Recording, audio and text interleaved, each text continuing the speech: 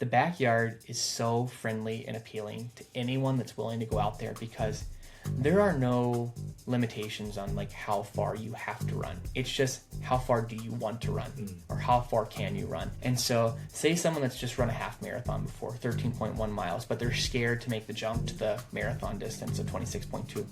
Join a backyard and go out and run 5 hours and get your 20 miles or go get your 16 miles or whatever it is. That's a new PR distance. All right, guys, welcome to the Threshold Podcast. This is episode 1. It is Friday, March 13th. I am Garrett DuPont. This is Tanner Elmore, and we're excited about this first episode. Fun story about how this actually came to be. I told Tanner when we were talking, as we talk about running nonstop, that we should have a podcast. He said, let's do it. This space was completely transformed and turned into a little mini podcast studio in my 4-season porch. And we're recording on Friday, so we don't mess around. No, and I think you're missing some context there because we don't just talk running. We send about, 15, 30 audio messages a day that we said, why are we just taking these 1-minute clips and let's just expand them into one universal conversation? So here we are, right? We're talking about it already. So between conversations when we're running, conversations when we text and send voice messages, and just talking about running with our friends, this is really a podcast that is for the working runner, as we like to say, someone who's balancing running goals, whether that be a K all the way up to an ultra marathon, with busy lives, family men, family women, and we'll hit on all kinds of different topics as we move forward. So really, we're trying to create a sense of community for running.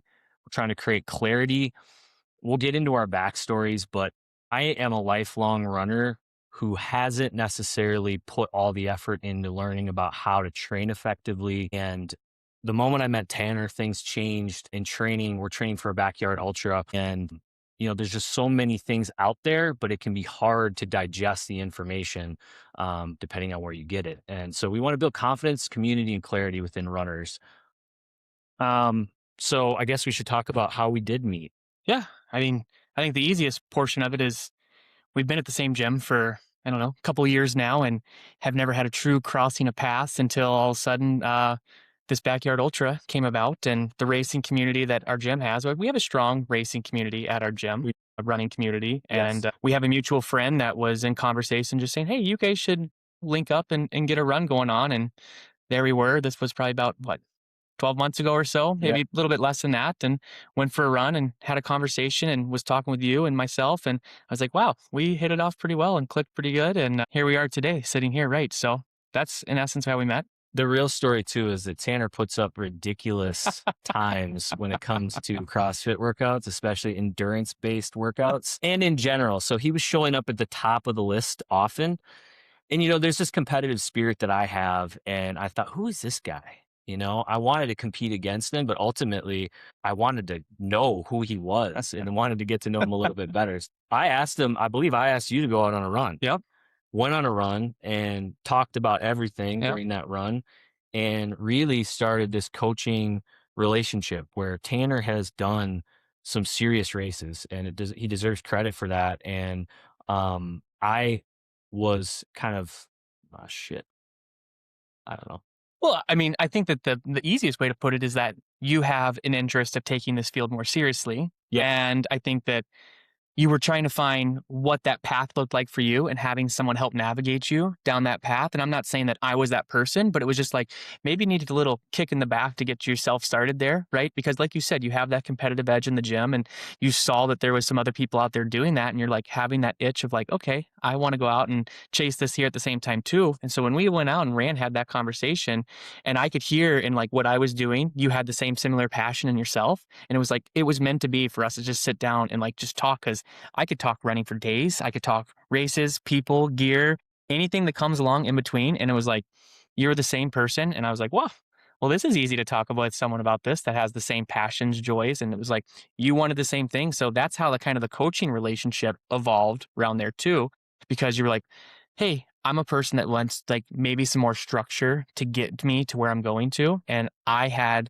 put together some infrastructure and structure in my training plans. And it was like, I'm willing to share that with you and help you achieve those goals. Because if you're someone that wants to have what I've had and share it out there with other people around there, and that's what we're putting this podcast together too for, right? Is to share our passion. And I think that, that's where, in essence, of how we're sitting here today too, right? So I'm curious how you got into running, and have you been a lifelong runner, and what did that look like early on? yeah, so running for me was something that I've had a love-hate relationship with for a very, very long time. Um, I've done the typical cross country in middle school, and I ran for 3 years, nothing serious, was never a top tier high school or a middle school elite runner by any means. And then high school came around, I said, I'm done running. And after that was happened, I didn't probably put on running shoes for 6, 7, 8 years. Why? Just wasn't a passion of mine. And I had the mentality and the mindset that running was more of a chore and was harder than it was. And I was like, why would someone run? I don't want to run. Right. And so I only ran when I had to. I played pretty high level college hockey, and running was part of our training regimen. And when we did that, it was like, my worst nightmare that I had to do it. But when we did do the running stuff, I was finishing first in the running and I wasn't even training. So it was like, it was still natural within me, but yet I was dreading to do it. And so when I got into my late 20s, I got into like a pretty dark path or dark side of my life with just addiction and stuff. And like everyone has, they've picked up a David Goggins book or heard a David Goggins Instagram story or something. And it wasn't necessarily him, but it was just the message that was being portrayed outside of just like, put your shoes on and go do something hard. Put your shoes on and just go try something. And I was at a spot in my life where I was relatively unhealthy, wasn't really taking care of myself. And I had a buddy of mine that said, hey, I have a half marathon bib. I can't run it. My back hurts. Do you want to do it? And I said, nope, I don't want to do it. I have no interest. And he said, well, I bet you can't do it under 2 hours. And that right there was like, you asked me to try and do something under 2 hours. I'm going to try and do it. And so it had been about 8 years since I ran, and I put on just the worst. It wasn't even running shoes. It was lifting shoes. I was dressed in just the warmest stuff and went out there and ran 13.1 miles in an hour and 59 minutes. I'm not kidding you. Seriously. An hour and 59 minutes. And from that moment on, I was like, they talk about the runner's high and the runner's feeling, and mile 10 for me out there, I just had like this moment of just like breaking down and like just like overwhelmed with like all of this like emotions, and I was not used to experiencing. And I got done, and I just said, well, if I can do 13.1, what can we not do? And I ran 3 more races that year, and I skipped the marathon distance and went straight to the ultra distance. So You did. yeah, You said this is how many years ago, roughly? it's probably about 4 years ago now. So Got it. yeah. So that's in essence how, running has evolved me to where I am today. Obviously, we've taken pretty big leaps and bounds to get to where we are today. And I think that we're still just scratching the surface, but it's exciting. And I think that there's more to be uncovered. So I'm curious with you, because we've ran a bunch, but I've never heard like the true origin story of where you were and how you become. So I have loved running my whole life, from racing my little brothers and elementary kids to even racing my dad at times. And these are all short sprints. But when I was going from a small town called Morristown, Minnesota to Faribault in 5th grade, they had to run a mile, and I had never run a mile before. 10:02 was my first mile time. Oh. From that point on, I wanted to run it faster. Yeah. So by 6th grade, I joined track and field. I wasn't introduced to cross country, or I didn't know if I would be the right fit for cross country. So I went track and field. I was a sprinter, 100, 200, 400, and really felt like the 800 could be a possibility for me. So I tried that a couple times. But for me, running got me through high school. My grandmother raised me. I was a rebel as a kid, and running was something I could always come back to, and it would give back to me what I put into it. And it really resonated with me. The more I give to this, the more it gives back to me. And so I've run in my midlife now, and it's helped me get through things like the death of my grandma who raised me, a divorce that was really hard, a career burnout that was really difficult. I always came back to running. That being said, I didn't have that moment of I'm really going to dedicate myself to this until we started running. Sure. And I trained for the Wild Duluth Ultra last year. It's a 50K. Yep. The terrain is hard. Yeah. I don't know that I did You're any hills. talking mildly. It's a very difficult course. The training I put into it was sufficient to get me to finish. Yeah. But it wasn't sufficient to help me to really think that I put it all out on the table. Yeah. If you put time and effort, you want to perform well too. I think that that's a natural instinct, is to perform well, right? And so, 100%. yeah. But, So, and I think that's something important that you mentioned on here too. There's a lot of similarity in our two stories. It's, you go to like any ultra race, or you go to any trail event, or even just a road event, and there's a lot of similarities in people that are like, you hear the cliche of like, what are people running from? What are people running from? And it's like, I have an addictive past, and you have your past history of stuff that you're going from. And it's like, I don't feel like we're running from anything. I feel like we're running to grow and to strengthen at this point now. And I think that that is something that, if people could just change their mindset a little bit, and we'll talk about mindset a lot as this podcast progresses and where we're at with it. But there's so many things in running that just a little change of the mindset and the mentality. It's where I'm grateful that I get to run now, and that addiction has provided me that opportunity to get to where I am today. And I think it's vice versa. A lot of people would say, there's stuff that they have caused them damage or trauma or hurt to run, but it's also provided them opportunity to live this grateful, full life that the trail, the world, the ultra, the road world provides for them today. So you hear community in there, you hear physical and mental strength in there. And you also, I don't know about you, but when I'm on a run, especially when I take the headphones out, it can be incredibly meditative. 100%. Some of my best thoughts have come on longer runs, and you almost either get back and you jot something down, or you grab your phone out and you record a voice message, because the act of running, and we could go into even bilateral stimulation and what it means to put one foot down and put the next foot down, and what that does to balance out your body and your mind. It's incredibly meditative as well. It is a moving meditation. I have a group of people I work with, and I talk with them all the time. Is that running is a form of meditation. It is your moving meditation that provides this sense of peace and clarity. And when I have stuff going on in my day that just completely rocks the boat and I don't know how to get over it, all I got to do is strap the shoes on, and it's like 5 minutes out the door. I have a complete flip, clear mindset. And, it's amazing what running can help provide to us out there. So I think that that's in essence of like what we want to be able to share with everyone that listens and talk with, and excited what can come of this. So just like a lot of sports, I think running can be a proving ground for you. Yeah. It's a proving ground for yourself to be able to go out there and do something you don't want to always do. And for Midwest runners, that during this season that we're just about to come out of, it is hard to get outside and run. And you see the roads and the trails, you see people dwindle during this season. How do you approach running in the wintertime? Now that I've done it all winter, and in the heart of the winter that we had in Minnesota, I couldn't see it doing it any other way. It's again a conversation of mindset a little bit, because like you said, Midwest is brutal as a runner. Brutal, especially if you're like a road, a 5K, a half marathon, a marathon guy. It's tough to get out because you're used to speed. You're used to trying to get on the pavement and run quick and run fast. And it's like, you either have to make the decision of, are you going to try and find someone that snowblowed a sidewalk, or are you going to transition to the treadmill inside all winter? And then when that springtime comes around that we're in right now, it's really difficult to get outside, really difficult to get outside.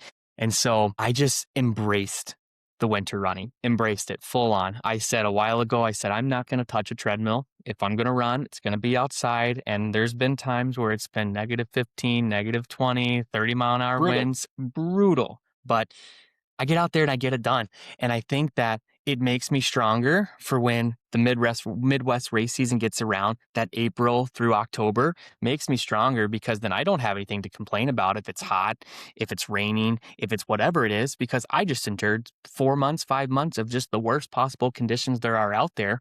And we don't have to get into it today, but in the future, I would love to talk Midwest winter racing and snow racing, sled racing. Like, that's a whole different discipline and world in itself right there. That's pretty exciting. I cannot wait to talk about that. That's fun. But you just got to do it, right? This was your first real winter running outside, right?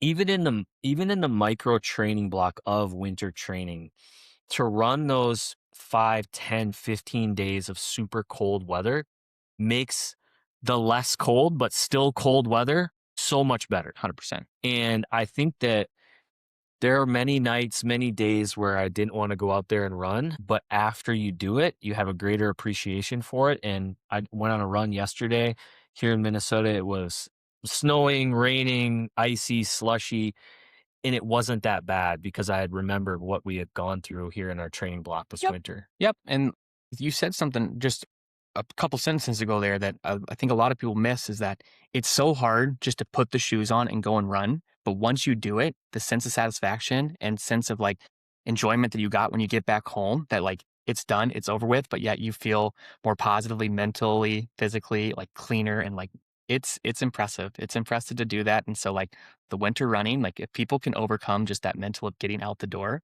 you have such rewards that follow you behind. So We talk a little bit about, and we mentioned earlier, the balance that it takes. You know, we both own our own businesses. Yep. Shout out to local businesses. We have families, we Yeah. have pets, we have all of these responsibilities outside of running. What can you say about tips on how to balance all of those things? And what are some of the things you do? I read something that was really funny on socials, and it was said something like, it was a runner, endurance runner. He said, I'm glad my wife is a how was your run type of wife Yeah. instead of a why do you run so much Yep. type of wife. I've seen the exact same post out there.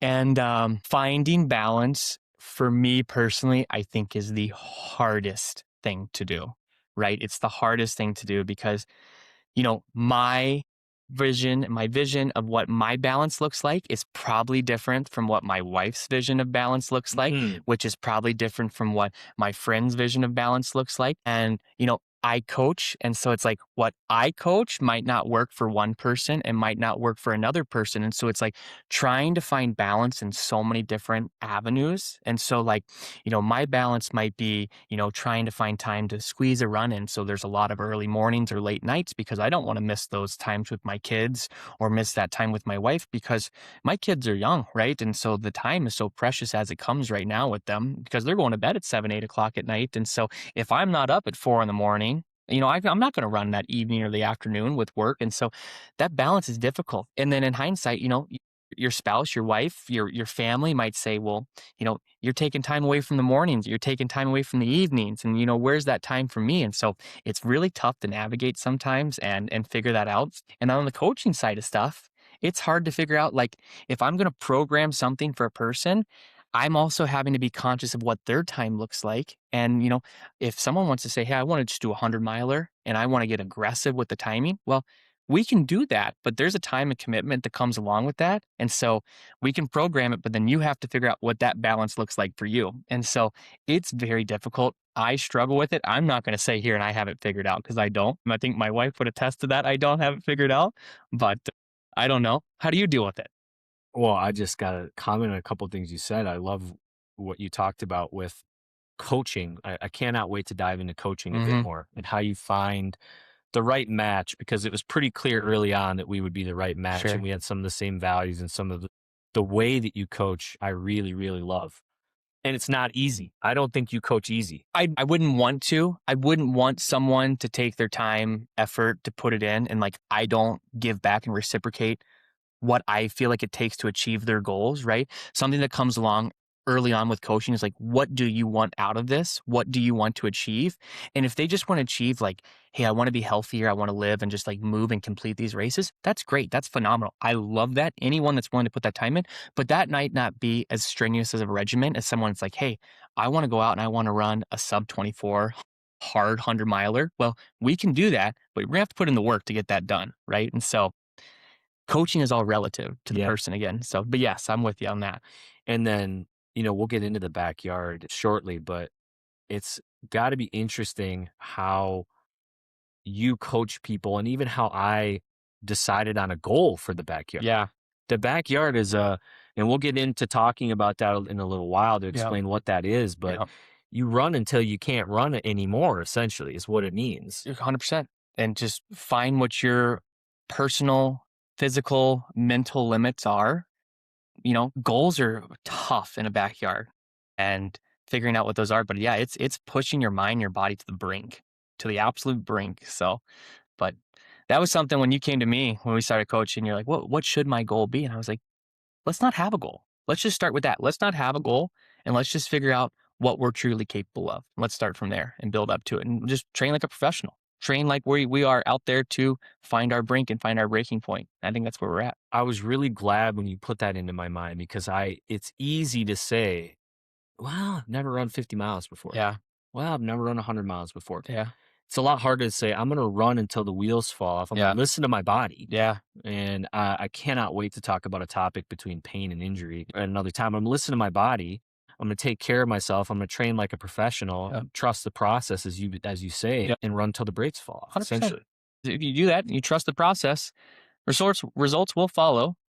Things will happen as they're supposed to. And I think that we'll see success and we'll start seeing victories and joys and everything come around with it. So excited to see what comes of it.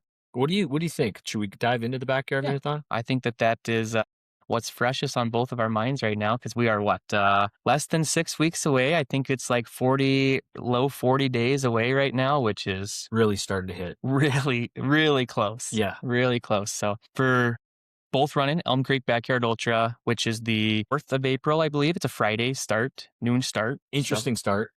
A little bit different. Yeah, yes and no, because these races are like people are starting to figure them out. They're starting to figure out how the rhythm works, right? And so it's like you can see some of these other races across the world, across the nation, United States, that are going like 60 hours is kind of like an average finish time right now, especially like within this last 6 months. Like every race that's gone in the United States has been like 60 hours. And so you think about it where you start at noon, 60 hours doesn't have you finishing till midnight on Sunday. And so if you were to start that in like a Saturday, you're pushing into Monday at that time. And that's hard for people to make that commitment. But again, that goes along with, are you there for the long haul or are you there just for a good time? So race starts Friday at noon. Yep.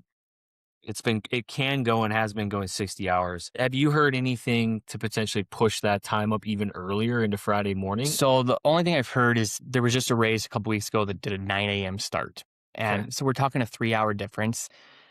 The thing with a 9 a.m. start is you're having people, because a lot of people are taking this seriously. They want to get their home base set up. They want to get their tent set up, all of their gear getting in there. So if you're starting at 9, you typically want to leave yourself 45 minutes or so just to chill out because you're moving your body. Like that's an exercise in itself, moving everything in there, getting it set up, right? And so, I mean, you're going to be there at 6:30, 7 a.m. for a 9 a.m. start. And so I personally don't love it. I like the noon start because it leaves me a good window to like sleep in, get my stuff there, get set up, take an hour to myself, and like, boom, we're going right at noon. So we'll see. I don't see much changing, but who knows? I could be wrong. Race directors have minds of their own a lot of the times, and we'll see what they decide to do. Picking up off that, how did this race has an interesting inception, and how did this race get started, and how did it grow to the point where we have one, pun intended, in our backyard in Maple Grove? Yeah. So the actual race itself, right? So for those that don't know, Backyard Ultra is a looped race. It's a last man standing format race. So you run 4.167 miles every hour on the hour till one person remains. And now the race in Maple Grove and the other silver ticket race around the nation are not the inception of the race. The race itself started with a very well-known person in the ultra world, which I'm sure everyone's familiar with, which is Laz Lake, right? And he has his home down in Bell Buckle, Tennessee.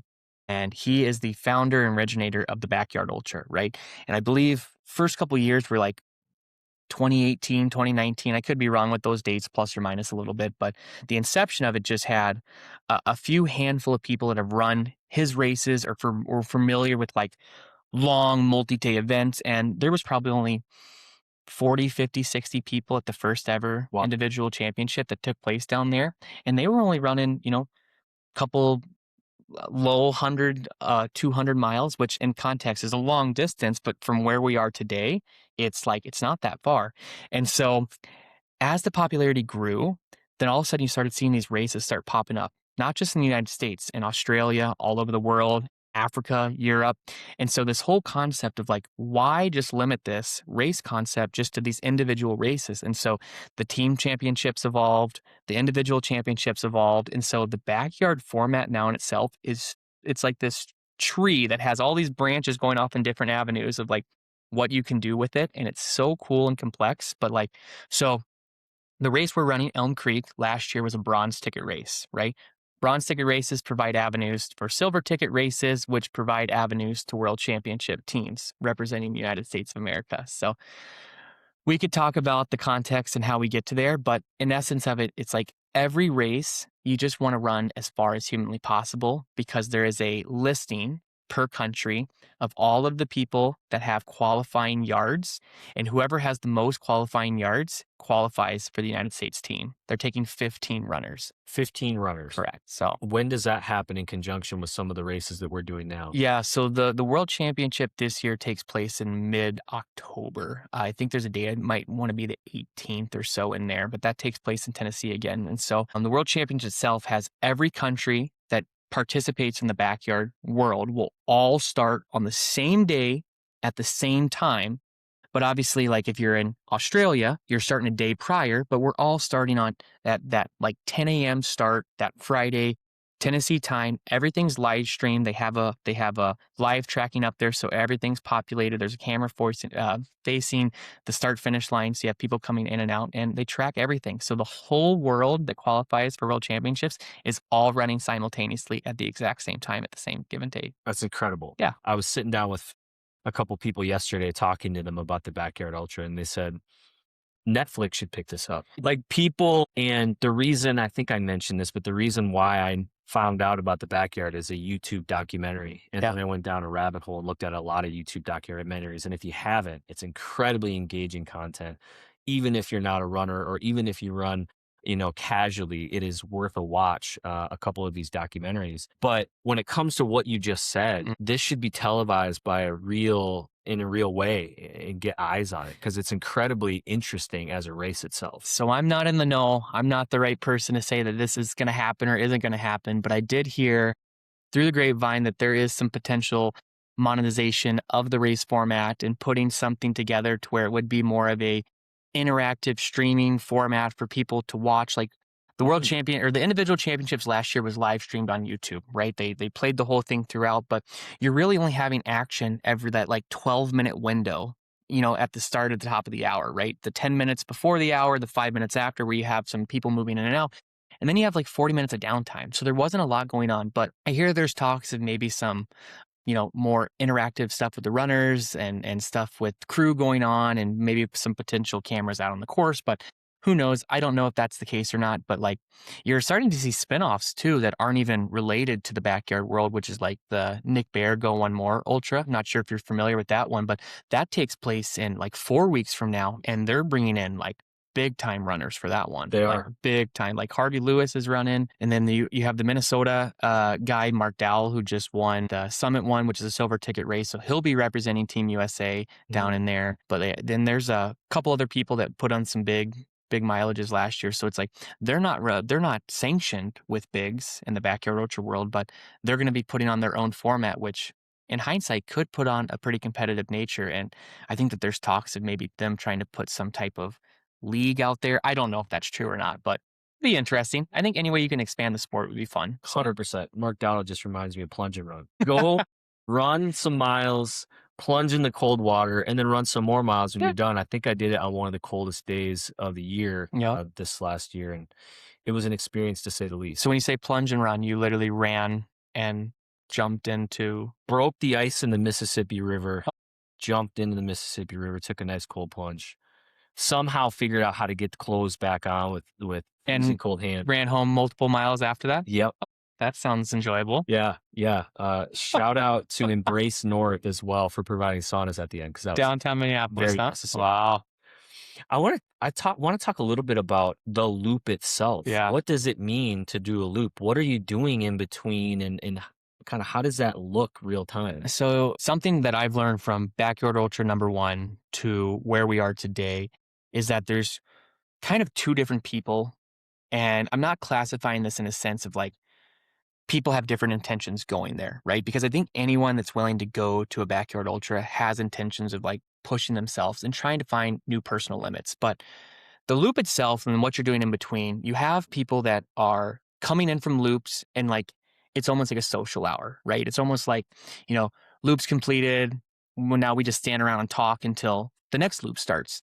And then you have a second category of people that have like, loop is done, job's not done, get to the tent, put the feet up, get the food in the mouth, relax and rest, because we got to get back out there and 8, 10, 12 minutes, whatever it is, right? And so I think that you have to go into the race deciding, well, am I going to be person A that's just going out there and I'm going to kind of just be a little whimsical and then just hope to get the start of every loop?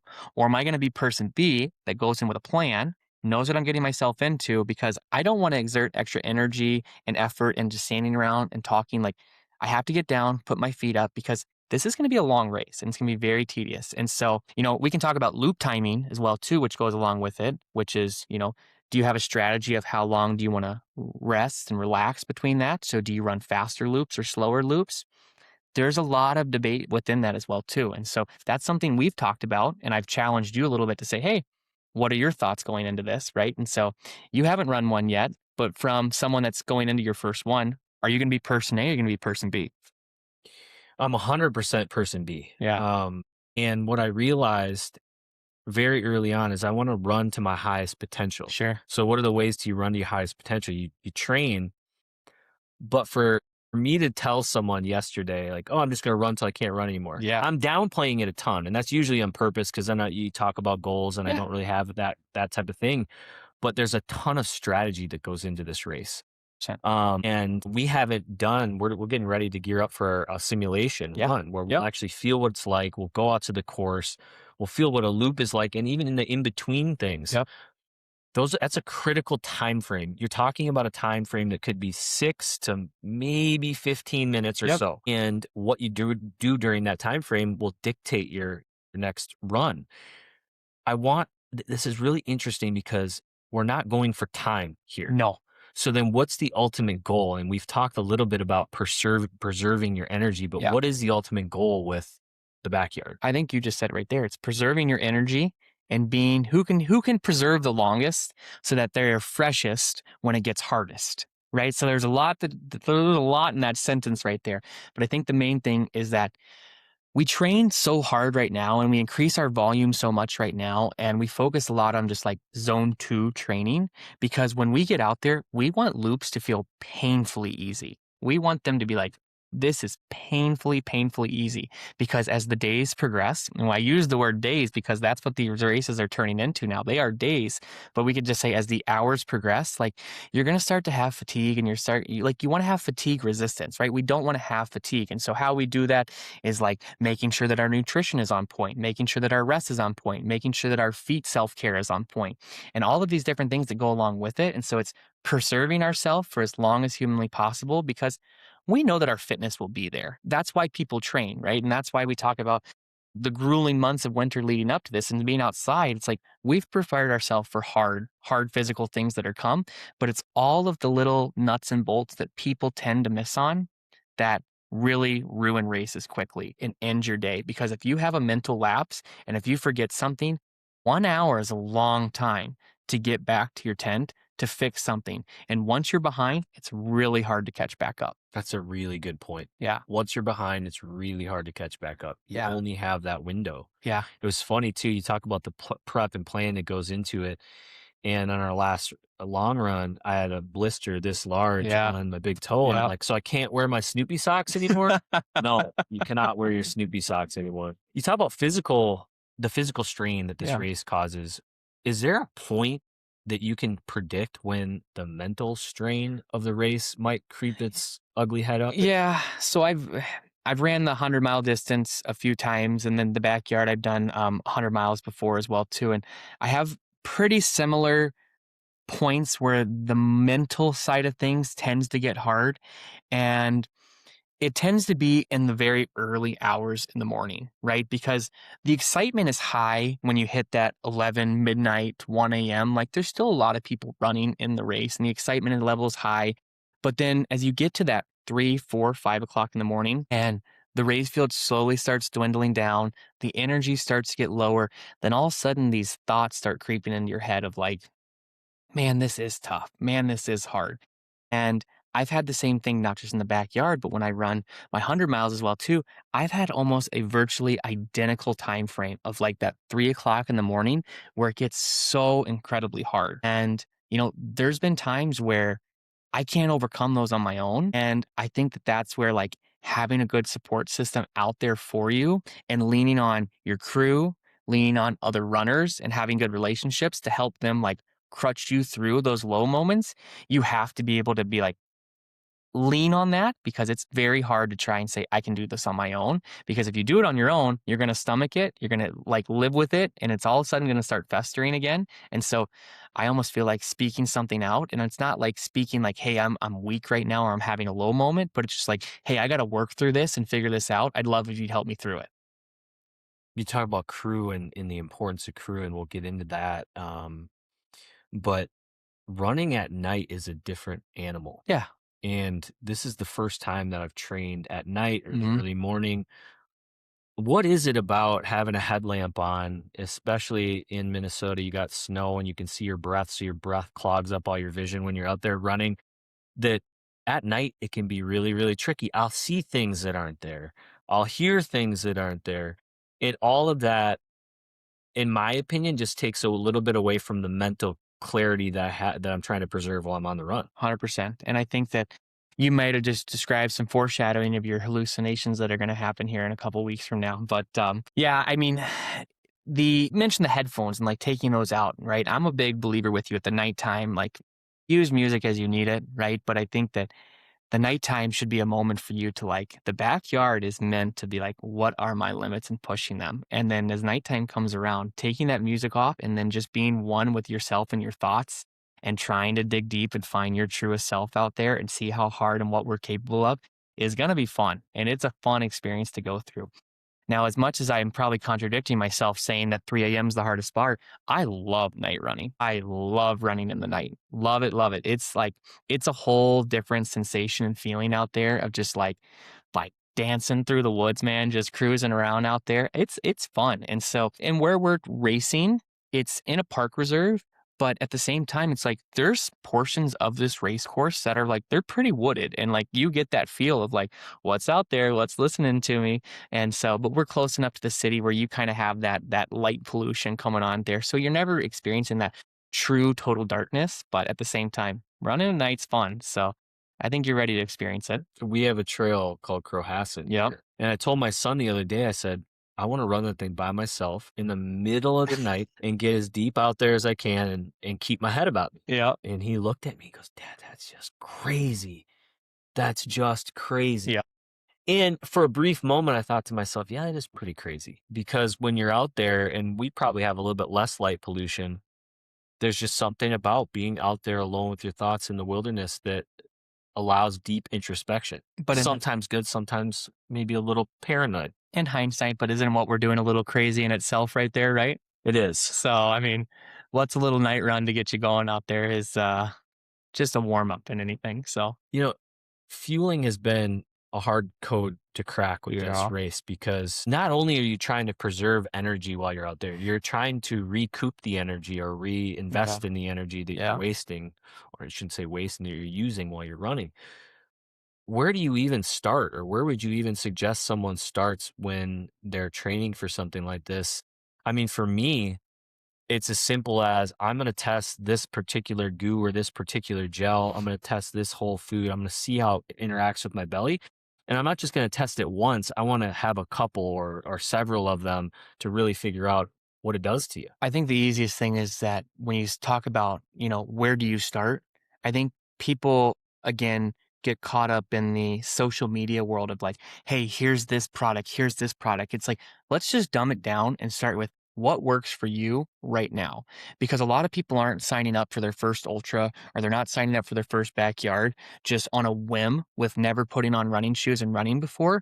So I would assume for the most part, and I'm sure there's that 1 or 2% of people out there, but for the most part, a big chunk of people have some type of running experience, and they have probably had some lunch before they've gone and run. And so it's like, did that absolutely destroy your stomach, or were you able to handle it while you're out there?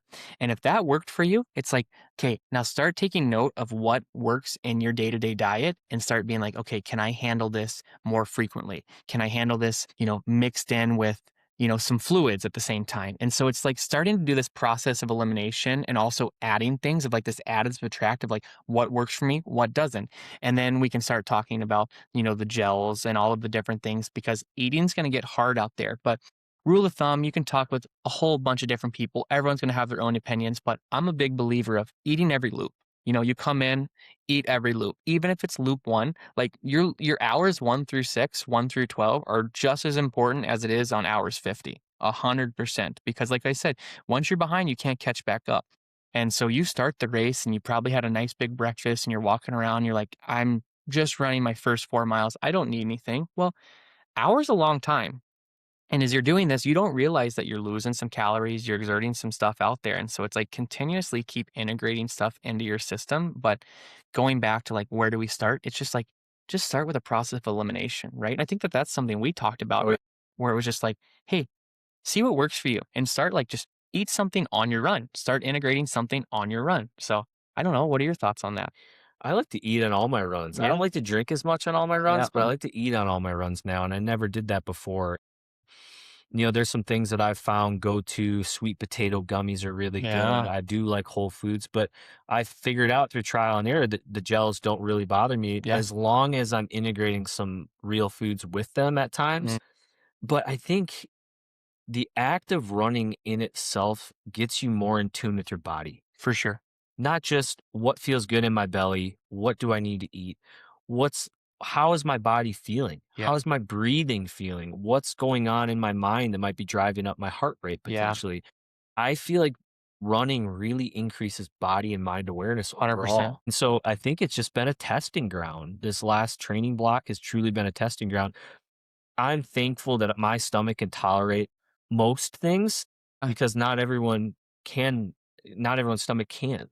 And I'm that person. I have real bad GI stuff when I'm out there, man. It's tough to like I'll have a lot of runs where all of a sudden I'm like, okay, we better start having something in mind or where we're going to get to because we might have a problem here soon. So, yeah, we've got, so that's where it comes along with the trial and error and figuring out what works for you and what doesn't. But there's a lot of calories that are going to be going in the body over, this race. And so, running is the worst when you have to pee, poop, or puke. yeah.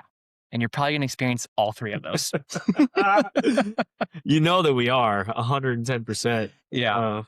Yeah, there got to a point where when I was running last year, and it was, the conversation about the fueling, but something that I overlooked where it was nighttime and I was having a hard time getting real food down. And so I just started drinking more drinkable carbs, drinkable calories.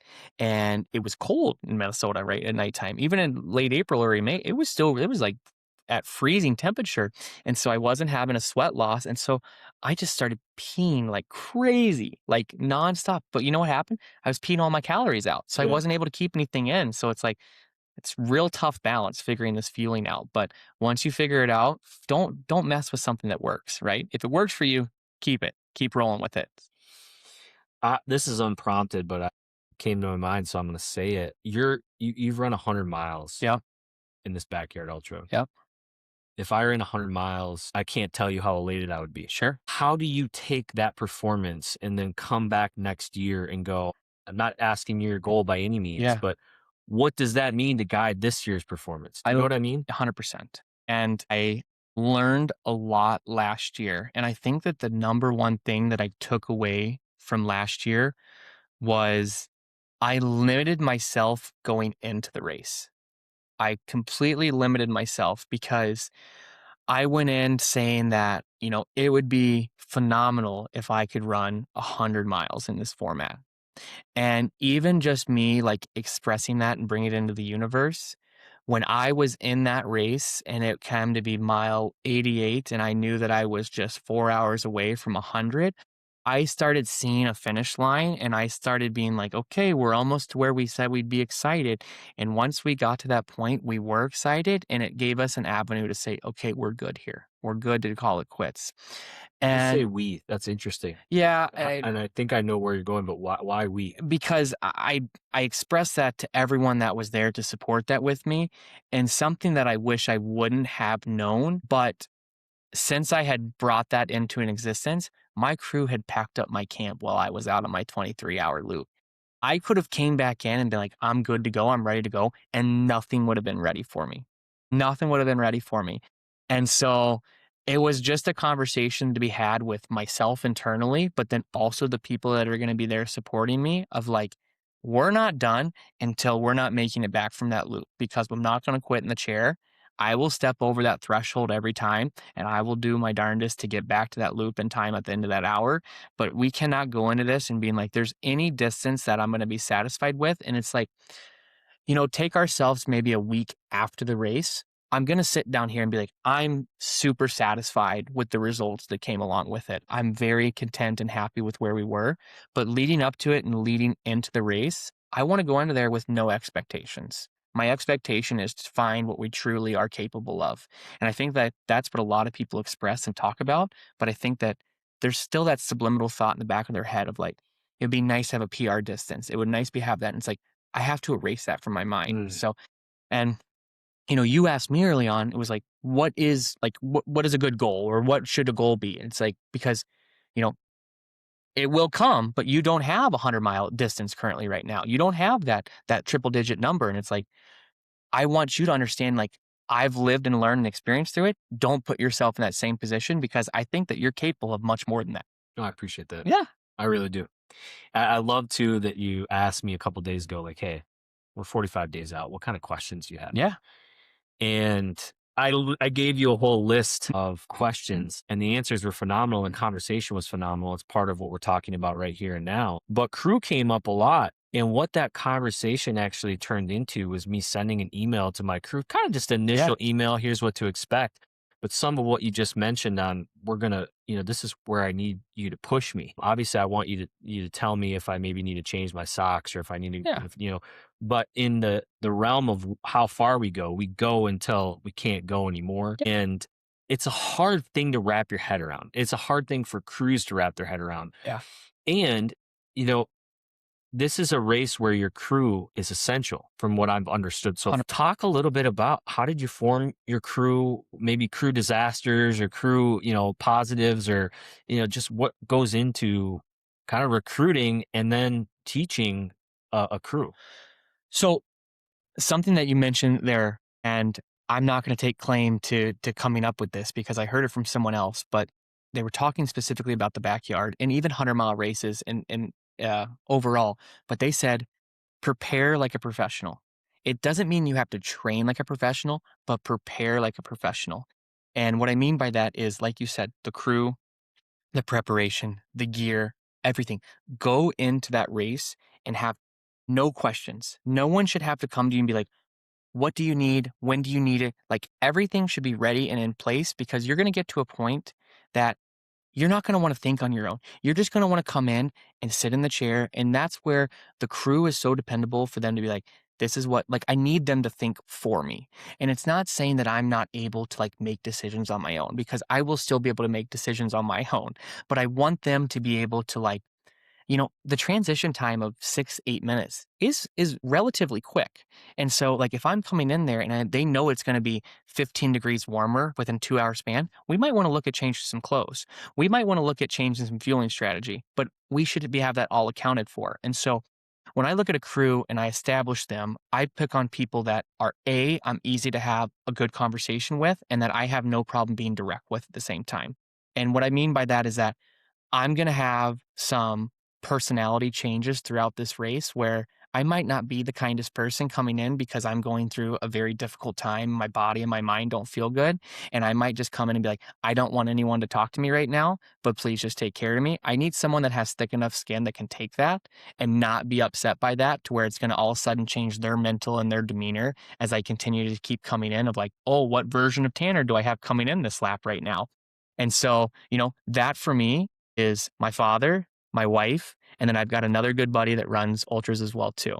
And so I just talked to them and I said, hey, we're just going to break this down into 6-hour segments, and you guys are going to keep rotating through that, and we'll break it down that way. But, when I talk about preparing like a professional, for me personally, and I'm not saying this works for everyone, but I have a spreadsheet. I have what I need on hours, food-wise, preparation-wise. I have everything on a list of what comes in my tent, everything that comes in. Like, if it comes in, it goes out with me on my loops. Like, there should be no questions to be asked throughout that. And so, when you talked about, like, I came to you and I said, well, what questions do you have? It's where I want you to also say, I'm going to prepare like a professional, because I've gone through and I said, I've made 2 races where I've made big pivotal mistakes. And it's like, I've learned from those. And I think that it's important for me to share those with people that are coming into this their first time. So they don't make mistakes that I made. Right. And so that's where it's like, hey, I challenge you of like, what does your crew say? And what does your setup look like? And what does these things look like? Now, I don't need your ins and outs, but have that in the back of your mind of how do I start preparing like a professional? Right. I want to ask you about the first time you ran the backyard Mm-hmm. and maybe mistakes and high points as well. But you said something you don't know, you don't necessarily know what tanner you're going to get when you Yeah. come in. That happens at a 3 mile run, a 100%. 5 mile run, a Yep. 10 mile run, the Yep. roller coaster. Yep. You exemplify that when you talk about Yep. running the mileage that we're intending on running. And of course, that would be the case. Yep. Yeah. So, There's been so many runs where it's just been training runs where I've gone out and 1 mile in and I'm like, nah, not for me today. Turn around and come back in because it's like, you got it and you don't got it. But like the backyard is one of those ones where it's like, if you don't got it, you got to lean on your crew to get you back on track, get you back on track. Because it's hard to get yourself back on track. And I can't reiterate that enough where it's like, it's with anything in life. If you think that you can do it on your own, you might be able to for a short period of time, but you're going to need some type of support and infrastructure to get you through those hard times, right? And like you asked about the first time I did it crewless. I did no crew. I did no support. I did no nothing. I just did it all on my own. And that again left me an avenue at 2 a.m. in the morning to be like, why am I just continuously keep going back out there? That's where it would have been nice to have that support system to be like, come on, keep going out there. And that's where crew is also the hardest because when you need them the most, it's the darkest points of the night where most people, normal people, are sleeping right now. And we're going through saying, let's see how far we're capable of going, you know? that's why.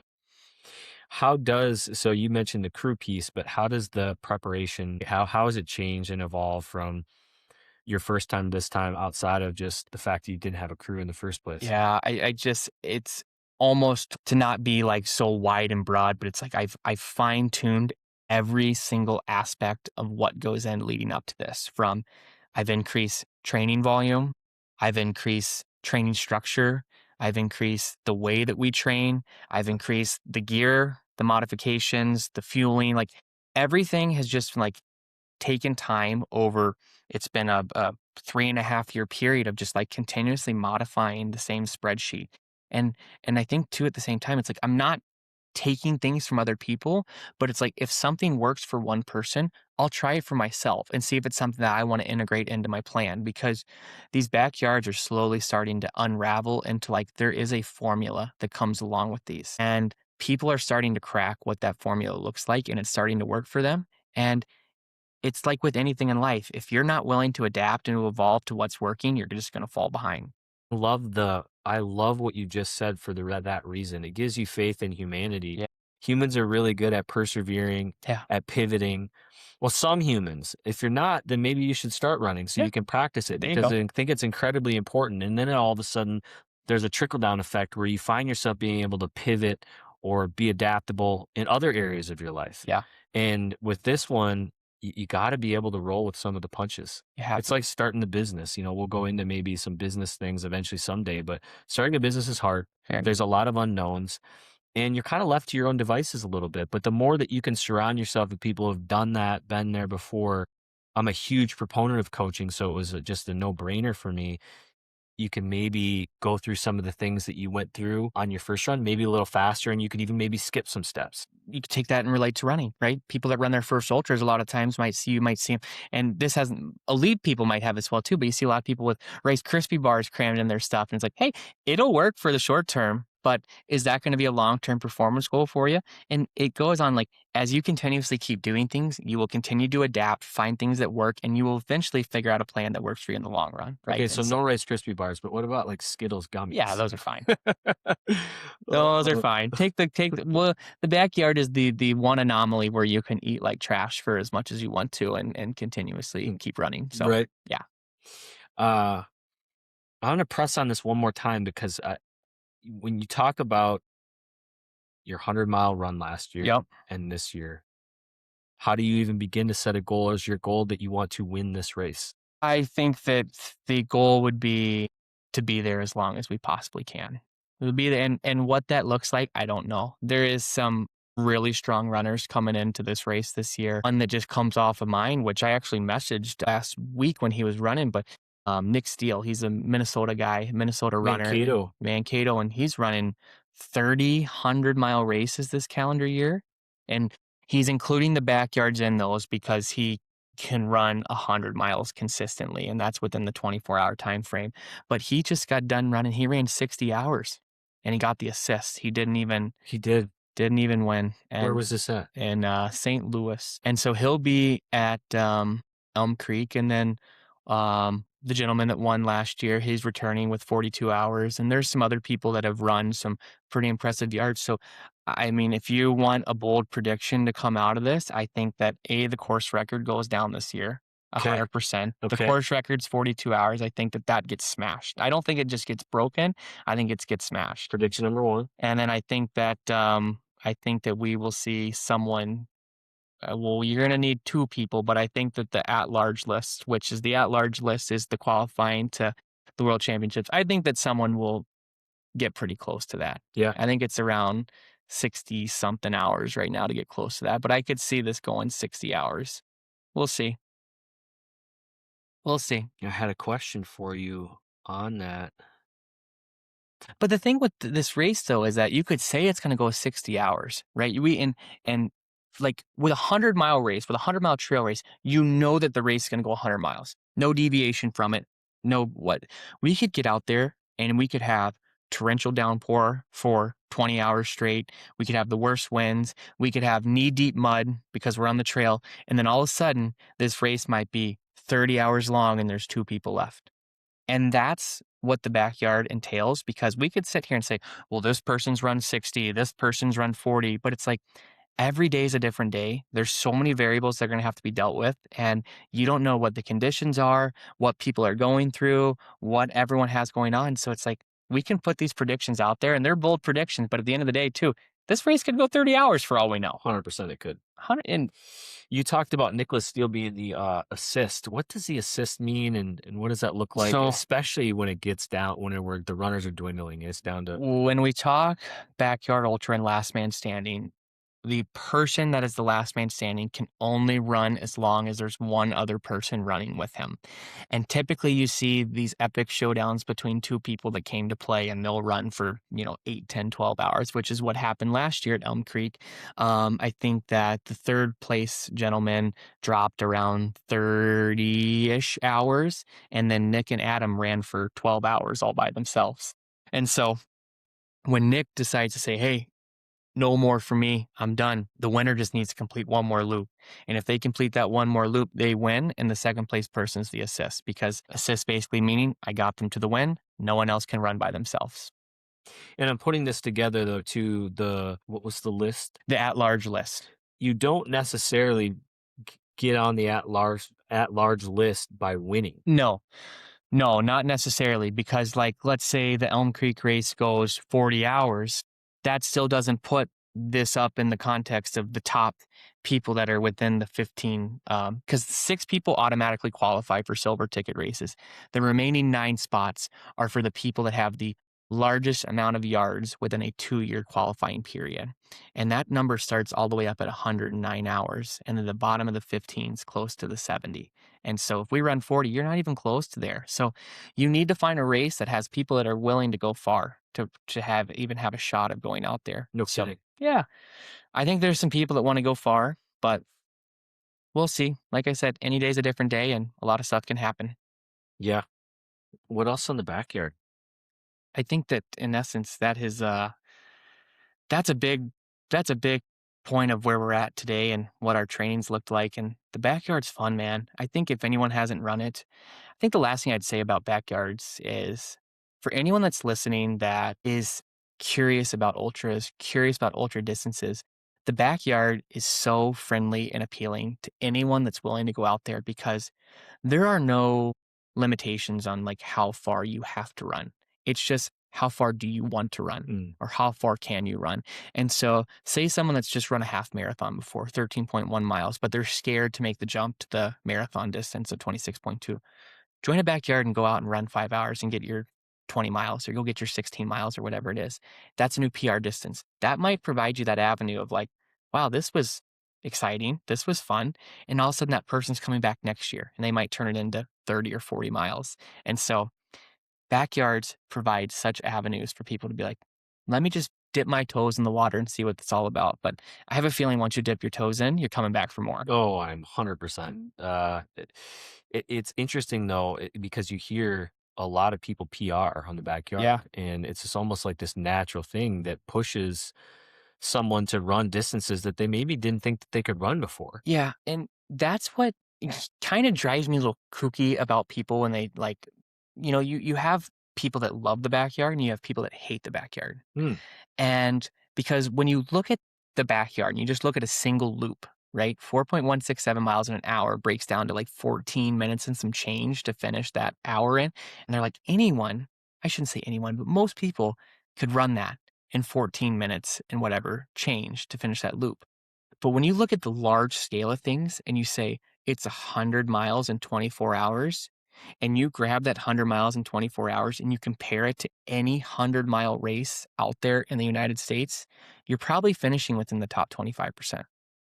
To run sub 24 in a 100-mile race is very difficult to do. And so when you change your mindset of like, oh, it's 14 minutes per mile to where it's 100 miles in 24 hours, and I will live and vouch by this, take that and run it against any race in the United States, you're probably finishing in the top 25 to 30%. Did not think about that till now. Sub 24 and 100 miles is hard to do. Really hard to do. Yeah. So that's why it's fun. That's why people should do it. Yeah. It's exciting. More to come too on, our simulation, training prep. I cannot wait until we actually run this race. Then we get to talk about it with people. It'll be interesting coming from a perspective of someone who's put up some great numbers and someone who's brand new to the race. Yeah. I cannot wait for that conversation. Yeah. I think it's time to get into some rapid fire. Why not? We'll try this out. We'll see how it works and we'll go from there. But running related rapid fire topics that we kind of just saw going on here right now. But love it. Did you see the LA Marathon? Well, I saw the end of the LA Marathon and the chase down that happened. So the chase down was wild. Yeah. But did you see what they said? That if anyone is willing and able, I shouldn't say willing and able, but if anyone runs 18 miles, they get a true 26.2 finisher medal because of weather? Correct? So you run the 18 miles. And you could jump off course. You could jump off course. Get in your car, drive to the finish line, and go get your medal. What was the weather? That's my question. 70s?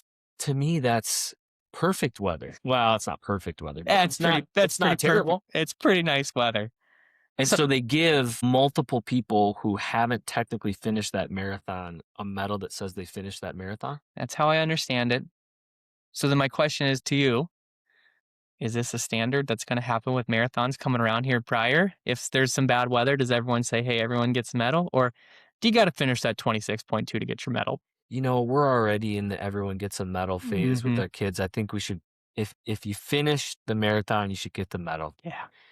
And if you don't, you probably shouldn't. But I have that kind of sole focus. Now, if there was something crazy happening, I understand that you have to change the race. I don't sign up for everyone gets a medal. Yeah. Well, and now I'm with you on that.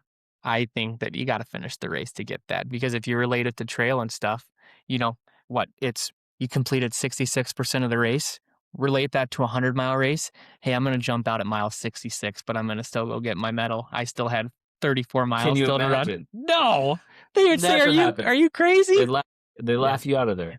And now I don't even have this on our rapid fire topic, so now I'm going to catch you off guard. But did you also hear about the half marathon debacle down in Atlanta for the USATF, United States Track and Field qualifying? Have you heard about this? No, let's hear it. Okay, so there was the women's race, only talking about the women's race specifically. So the World Championship qualifying half marathon race took place in Atlanta. There was 3 leading women, running the race. Now, when you are running these professional races, there's a lead car that you follow with a police escort and the camera. So the leading women are following the leading car, and they're got probably a minute and a half gap on the next 3 women behind them. And a half marathon distance at the elite level, that's a pretty significant gap. They're not catching them. The lead car takes a wrong turn. The women follow them, And then all of a sudden they realize about 800 meters down the road, half mile down the road, they took a wrong turn. They have to flip around, catch back up. And those women that were behind them ended up winning the race, took podiums 1, 2, and 3. These women finished 4, 5, and 6. No way. 100%. Now, here's what they do. They immediately put a protest into the race. They say this should not count and should not qualify. They're like, this is unacceptable. We're following the actual race designated cars. Protest is here because there's significant prize money on the line. And more importantly, it's spots for the World Championship qualifying races. Now, There's multiple things on the line here. you know what they came back and they said? Too bad. SOL, you should figure it out and realize where you're going on the racetrack. The Atlanta Race Club put the race on. They're the ones in charge of it. The United States Track and Field Association is not responsible for this. I want to know who was driving that vehicle. So they won't release that. So initial thoughts are, what should they do? Because it has come back out. So I might be getting you with an anticlimactic result here. But so initially they said, no, results are firm and final. Can't do anything about it. Women lost their world championship spots. So that went on for about a week and a half. Don't know if you have any context, but they ended up coming back and they said, okay, we're going to run 2 podiums. So they ended up letting those women won 1, 2, 3. The second group of women went 1, 2, 3. They paid prize money out to everyone, but they still have not issued any world championship qualifying spots. They have to run again. Isn't that crazy? Horrible. How would you deal with that? I mean, because in the technicality of it, they finished after that second group of women. Yeah. But how is it a do-over? That's what they said they can't do. They can't do a do-over. So they're like, do a do-over. can't do a do-over, can't do anything. So they just gave everyone the prize money and then world championship spots. I don't know how they figure it out at this point, but Everyone gets a medal. Everyone gets the prize money. I want to run these races. running's turning into a handout, right? So, oh my goodness gracious. But, and then what do we have? We had one more. We talked about some of the backyard stuff. So gels are the last and final thing I have. And this Yeah. one was just really grinding my gears, man. This one just, Is this your favorite one? dude, love them. Love them. Oh. Sports and Science Cis Beta Fuel. That is like 40 grams of carbs per gel. They have the electrolyte version. They have the nootropics version, which is caffeinated, and they're so popular. So popular. Have you had them before? Never. Okay. They came out and they said, we're increasing our prices. I was like, okay, they'll probably increase them by, 10, 15, 20%. I think I saw 70% price increase on one singular gel, which you're already like, Stop it. yeah. I could be wrong, but I'm pretty sure I saw 70% price increase, which I was like, that's going to make these gels like $5 a gel. I can't take $5 gels. That's wild. Well, you Especially- think about it. There's the gel that you would consume during a race, like the backyard, which would be a ton. Yeah. But then you also have all your training where Yeah. you want to have some gel at Yeah. times. You're taking a lot there. And so that turns out to be quite a bit of money. So what did I do? I jumped up on the feed and bought a whole bunch of them before the price increase came around. But You did? yeah, we're going to have to figure out something else to start taking. So I found a guy on YouTube yeah. that talked about exactly what you said. It was the price increase of gels right now and the fact that he was paying, let's say, $270, $300 a month. He makes his own. Yeah. And a lot of the time, he can come up with the same macros, the carb-heavy macros that needed for the gel in his own using fresh fruit, dates, a lot of dates, different carbohydrate ingredients, and he makes his own. I know one person that does it too. I mean, it's just a condensed form of thick drinking sugar, basically, right? Are we going to have Cooking with the Threshold podcast as an episode where we show how to whip some of these up? It was fascinating. He did it very quickly, super easy. We might get flagged to see what are we actually really cooking down here. Yeah, right. I mean, I have I'm not going to lie, I'm already a couple steps ahead and got all the ingredients. So I think it's something that we might have to do. There we go. Yeah. There we go. Well, that's all I got here today for us. So that's been awesome, man. It's been fun. This is an awesome conversation. It's an awesome topic. It's what's happening right now. Can't thank everyone enough for watching. If you like the content, follow for more, subscribe, whatever you do on Spotify. We're still learning. This is episode 1, and we haven't even scratched the surface on content. So excited about it. Hope everyone has a good week and run for someone who can't today.